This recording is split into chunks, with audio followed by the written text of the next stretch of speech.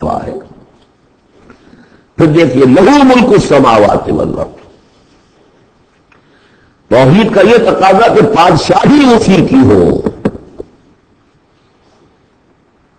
ایک عقیدے کی توحید ہے بس، کہ بادشاہی اسی کی ہو،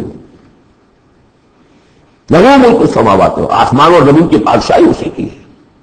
وَإِلَى اللَّهِ تُرْجَعُ الْأُمُورُ، تمام معاملات اسی کی طرف لوٹا دیے جائیں گے۔ یولج اللیل فی النہار ویولج النہار فی اللیل، وہ پرو لاتا ہے رات کو دن میں اور پرو لاتا ہے دن کو رات میں، یہ مضمون بھی کئی مرتبہ آ چکا ہے۔ وَهُوَ عَلِيمٌ بِذَاتِ الصُّدُورِ، علم کو دیکھیے کتنی مرتبہ دہرایا ہے، بِكُلِّ شَيْءٍ عَلِيمٌ يَعْلَمُ مَا يَلِجُ فِي الْأَرْضِ وَمَا يَخْرُجُ مِنْهَا وَمَا يَنزِلُ مِنَ السَّمَاءِ وَمَا يَعْرُجُ فِيهَا، اور یہاں ہوا علیم بذات الصدور، سینوں کے اندر جو کچھ ہے اس کو بھی جانتا ہے۔ یہ 6 آیات ہیں، یہ پہلا حصہ ہے سورۃ مبارکہ کا، اور یہ شاندار تمہید بنی۔ آگاہ ہو جاؤ کس کا کلام پڑھ رہے ہو، کس سے ہم کلام ہو، ہوشیار کہ رہ برد تیغ قلبرا۔ اب دیکھیے ایک آیت میں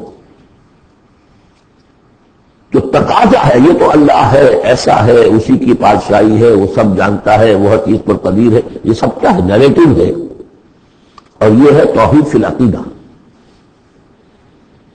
اس کا تقاضا کیا ہے؟ آمنوا باللہ ورسولہ وانفقوا مما جعلکم مستخلفین فیہ فالذین آمنوا منکم وانفقوا لہم اجر کبیر۔ دو لفظوں میں تقاضا آیا، ایمان لاؤ اللہ پر، اس کے رسول پر، اور خرچ کر دو ان سب میں سے جس میں اس نے تمہیں خلافت عطا کی ہے۔ سب سے پہلی خلافت تمہیں عطا کی اس جسم میں، اسے اللہ کے لیے لگاؤ۔ ذہانت، فطانت، طلاقت لسانی، جو دیا، پیسہ دیا ہے، مال دیا، اولاد دیا، سب کو اللہ کی راہ میں لگاؤ۔ یہ نفق کا لفظ پیسے کے خرچ کے لیے بھی آتا ہے، جان کے خرچ کے لیے بھی آتا ہے۔ نفقۃ الدراہم، پیسے ختم ہو گئے، نفق الفرس، گھوڑا مر گیا، تو نفق کا لفظ دونوں کے لیے آتا ہے۔ تو انفقوا مما جعلکم مستخلفین فیہ، جس چیز میں تمہیں استخلاف عطا کیا، لگاؤ، خرچ کرو، صرف کر دو۔ یہ دو تقاضے ہیں۔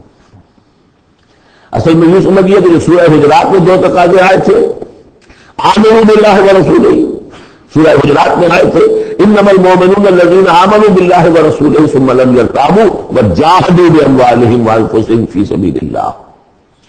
حقیقی مومن تو صرف وہ ہے جو ایمان لائے اللہ پر، اس کے رسول پر، پھر شک میں بالکل نہیں پڑے، اور انہوں نے جہاد کیا اللہ کی راہ میں، اور کھپا دیے جان بھی اور مال بھی، وہی سچے ہیں۔ یہاں پر 2 ہے، ان میں دونوں میں ایک سے تو مستحق ہو گئی، آمنوا باللہ ورسولہ، ایمان لاؤ اللہ پر، اس کے رسول پر، جیسے کہ ایمان کا حق ہے۔ وانفقوا، اور خرچ کر دو، انفاق مال، انفاق نفس، بذل نفس، دونوں چیزیں آ جائیں گی۔ مما جعلکم مستخلفین فیہ، اب اگر یہ 2 کام کر دو تو تمہارے وارے میں آ رہے ہیں، تم کامیاب ہو۔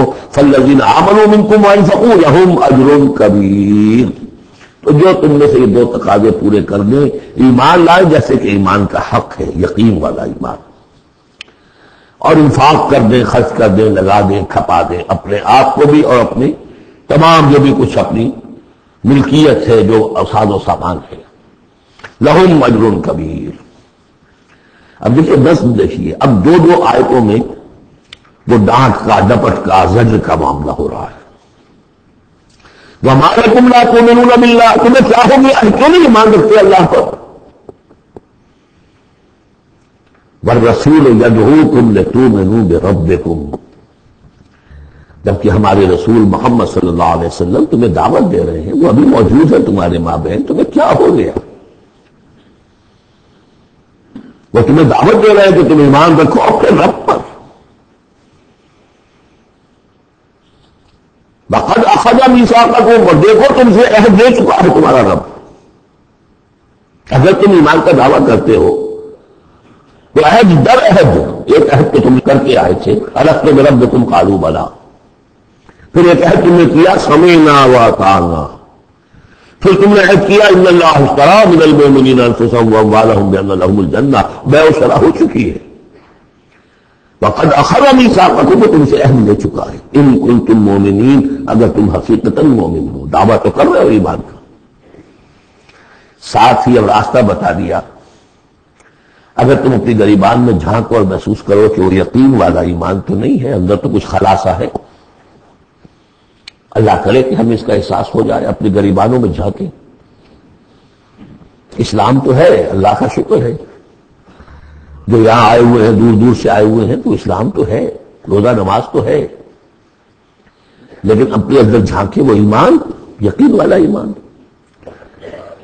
اگر احساس ہو جائے کہ نہیں ہے تو معلوم ہونا چاہیے کہاں سے ملے گا یہ، هو الذی ينزل على عبده آیات بینات لیخرجکم من الظلمات الى النور، وہی تو ہے جو اپنے بندے پر صلی اللہ علیہ وسلم یہ آیات بینات نازل کر رہا ہے تاکہ نکالے تمہیں اندھیروں سے روشنی کی طرف، گویا کہ ایمان حقیقی، یقین والے ایمان کا منبع، سرچشمہ، اس کی سورس یہ ہے اللہ کی کتاب، اسے پڑھو، سمجھ کر پڑھو، تدبر کرو، غور و فکر کرو، محسوس کرو گے کہ تمہارے اندر ایک ہلچل ہے، تمہاری فطرت کے تار، یہ قرآن چھیڑے گا انہیں، نغمے بیتاب ہے تاروں سے نکلنے کے لیے، ایک ذرا چھیڑ تو دے زخمہ مضراب حیات، اور اس سے خود تمہارے اندر سے ابھر کر ایمان اندر سے ابھرے گا، تمہارے اندر ہے، سویا ہوا ہے، تمہاری روح پہ ہے، ڈورمنٹ ہے، صرف ایکٹیویٹ کرنے کی بات ہے، اور یہ آیات قرآنیہ انہیں ایکٹیویٹ کرتی ہیں۔ هو الذی ينزل على عبده آیات بینات لیخرجکم من الظلمات الى النور وان اللہ بکم لرؤوف رحیم، اور یقیناً اللہ تمہارے حق میں بہت رؤوف الرحیم ہے۔ اب آپ نے دیکھ لیا سورس جو ہے اس ایمان کا وہ کیا ہے، قرآن۔ سورہ شورى میں ہم دیکھ آئے ہیں خود حضور کو کہاں سے ملا، وَكَذَلِكَ أَوْحَيْنَا إِلَيْكَ رُوحًا مِّنْ أَمْرِنَا مَا كُنتَ تَدْرِي مَا الْكِتَابُ وَلَا الْإِيمَانُ وَلَٰكِن جَعَلْنَاهُ نُورًا نَّهْدِي بِهِ مَن نَّشَاءُ مِنْ عِبَادِنَا۔ اے نبی، آپ کو تو معلوم نہیں تھا کتاب کسے کہتے ہیں، شریعت کسے کہتے ہیں، نہ آپ تورات سے واقف، نہ آپ انجیل سے واقف، آپ تو مکے کے امیین میں سے تھے، ایمان کسے کہتے ہیں، وَلَٰكِن جَعَلْنَاهُ، اس قرآن کو ہم نے نور بنا کر آپ پر اتارا ہے، وہ ایمان جو ہے